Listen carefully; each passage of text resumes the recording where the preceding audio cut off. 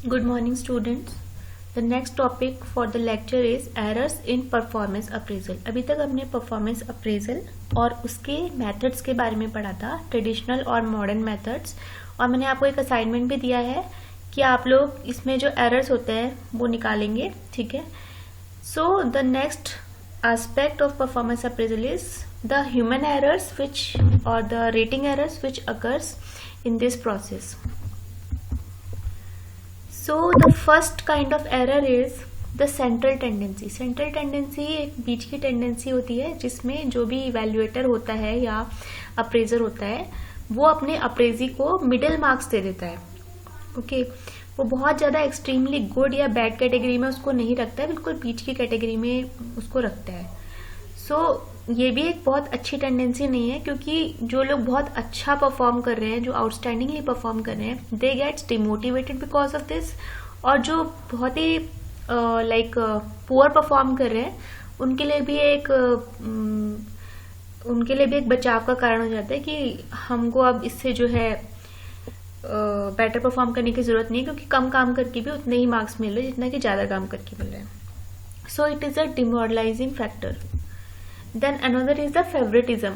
Favoritism, as you know, that if the evaluator or the appraiser, suppose the person is the boss, like the employee who is going to be appraised, then he will definitely mark positive comments on that particular employee.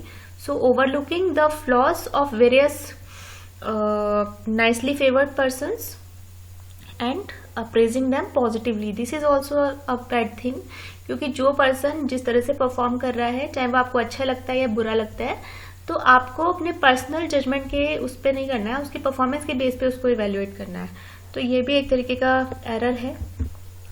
Then grouping means what, like excusing below standard performance because it is wide spread. जब हम क्या करते हैं कि सभी का जब बेकार परफॉर्मेंस होता है तो फिर हम ओवरऑल सभी को बिलो स्टैंडर्ड परफॉर्मेंस की वजह से उनको कि सभी ऐसा कर रहे हैं कि चलो ठीक है कोई बात नहीं, ओवरलुक करो इस चीज को. सो इस तरीके की एरर भी नहीं होनी चाहिए. Then comes stereotyping. Stereotyping means rating someone on the basis of the company और the community they belong to.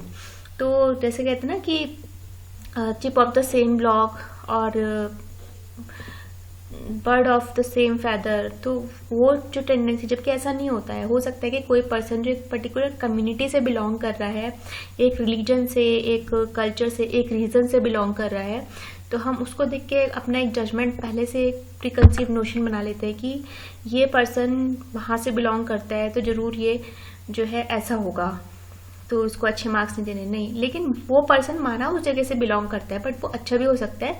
और उसके अच्छे होने से भी ज्यादा इंपॉर्टेंट है कि वो वहां पे कैसा परफॉर्म कर रहा है. If the person is performing good, is performing up to the mark, then he should be appraised accordingly. And the person is not performing well, then the appraisal should be that way. Okay. Then the halo effect.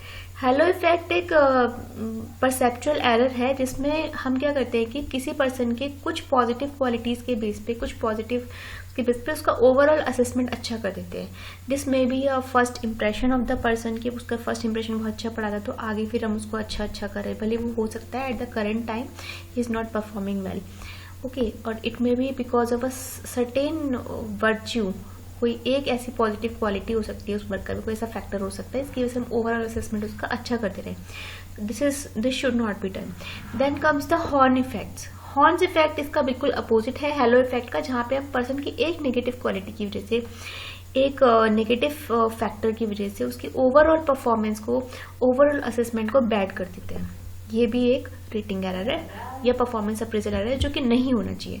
Okay. Then comes holding a grudge. Mean suppose someone has certain grudges और disputes with someone, then suppose the boss has a conflict with the employee और the appraisee. तो वो क्या करेगा कि उसके लिए negative feedback दे देगा. ये भी एक गलत एरर है जो नहीं होनी चाहिए परफॉर्मेंस अप्रेजल में, क्योंकि परफॉर्मेंस अप्रेजल बिल्कुल ही अनबायस्ड होना चाहिए.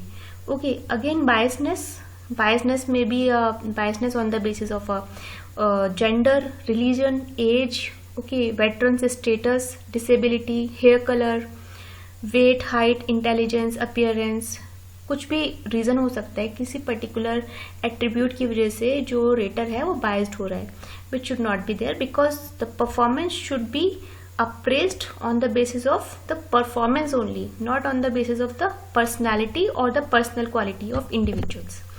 उसके बाद आता है recency effect. Recency effect होता है कि as you know that performance appraisal is a process of the whole period जिसके लिए वो होता है. It may be of 1 year, it may be of 6 months, it may be of 1 month, but due to certain recent performances whether good और bad, जो rater है वो उन रिसेंट परफॉर्मेंस के बेस पर ही उसके एंटायर पीरियड का इवेल्यूएशन कर लेता है, which should not be there. क्योंकि हो सकता है कि रिसेंटली एम्प्लॉय ने बहुत अच्छा परफॉर्म किया है, और यूजुअली जो एम्प्लॉयज हैं वो ऐसा करते भी हैं कि उनको पता है कि परफॉर्मेंस अप्रेजल का टाइम पास आ रहा है, तो अब अच्छा परफॉर्म करो ताकि हमारा अच्छा अप्रेजल हो, अच्छा इंक्रीमेंट प्रमोशन हो. तो ये चीज़ नहीं होनी चाहिए. उसका ओवरऑल जो अप्रेजल पीरियड है, असेसमेंट पीरियड है, उसके पूरे पीरियड की परफॉर्मेंस को कंसीडर किया जाना चाहिए, चाहे उसमें कुछ गलतियां हैं, कुछ अच्छाइयां हैं, कुछ बुराइयां, वो सारी चीजें हमें कंसीडर करनी होगी. Okay. Then the sunflower effect. Sunflower effect में क्या होता है कि जो रेटर होता है वो सभी को अच्छे मार्क्स देता है, अच्छा फीडबैक देता है सारे अप्रेजीज के लिए, rating everyone high regardless of the performance to make yourself look good और to be able to give more compensation.